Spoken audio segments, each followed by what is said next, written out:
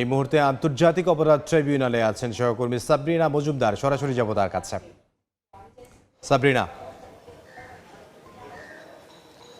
এর আগের লাইভে যেমনটি বলেছিলাম যে সাবেক রাষ্ট্রপতি জিয়াউর রহমান হত্যা মামলায় অভিযুক্ত মোজাফফর হোসেনকে ঠিক 9:30টার দিকে আন্তর্জাতিক অপরাধ ট্রাইব্যুনাল হাজির করা হয়েছে এবং সে সাথে বলতে চাই যে 12টার দিকে আন্তর্জাতিক অপরাধ ট্রাইব্যুনাল দুয়ে তাকে নিয়ে যাওয়া হবে এজলাসে এবং এর আগে গত মঙ্গলবার চিফ প্রসিকিউটর থেকে মানবতা বিরোধী অপরাধের অভিযোগে তাকে আন্তর্জাতিক অপরাধ ট্রাইব্যুনালে আনার আবেদন করে প্রসিকিউশন এবং পরবর্তীতে চিফ প্রসিকিউটর আমাদেরকে ব্রিফিংয়ে যেটি জানায় যে যেহেতু গত 16 বছর একটি সময়, সেই সময়ে মাসুদউদ্দিন চৌধুরীর সাথে তার প্রতিনিয়তই যোগাযোগ হতো এবং জন্ডু নাম দিয়ে সেহেতু তারও আসলে 1-11 বিভিন্ন অভিযোগে তিনি অভিযুক্ত হতে পারেন এবং তার বিভিন্ন কর্মকাণ্ডে তিনি সম্পৃক্ততা তার পাওয়া গিয়েছে, প্রাথমিক তদন্তে সেটি পাওয়া গেছে। তবে আন্তর্জাতিক অপরাধ ট্রাইব্যুনালে আজকে প্রসিকিউশন থেকে যেটি আবেদন করা হবে সেটি হচ্ছে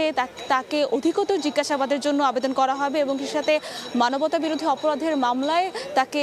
গ্রেফতার দেখানোর আবেদন করা হবে।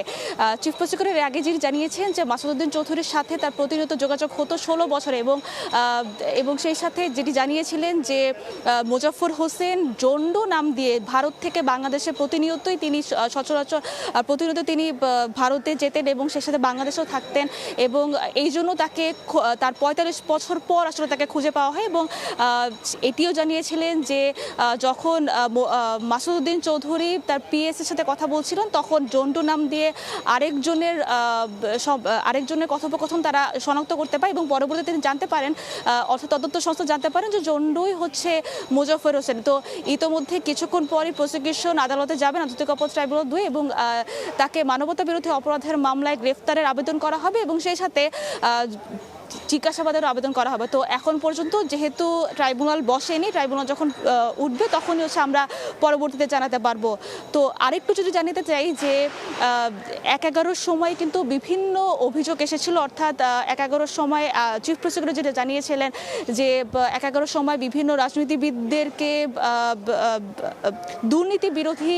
অভিযানের কারণে বিভিন্ন রাজনীতিবিদদের হচ্ছে গ্রেফতার করা হয় এবং সেই সাথে তারেক রহমানকেও হচ্ছে বিভিন্ন নির্যাতন করা হয় এবং সেই সম্পৃক্ততা আসলে তার আছে কিনা সেটি খতিয়ে দেখার জন্যই আজকে আন্তর্জাতিক অপরাধ ট্রাইব্যুনাল তাকে হাজির করে জিজ্ঞাসাবাদের পর আসলে এগুলো আরো বিস্তারিত জানা যাবে। তো এখন পর্যন্ত আন্তর্জাতিক অপরাধ ট্রাইব্যুনাল থেকে এই ছিল সর্বশেষ খবর। আন্তর্জাতিক অপরাধ ট্রাইব্যুনাল থেকে সহকর্মী সাবরিনা মজুমদার।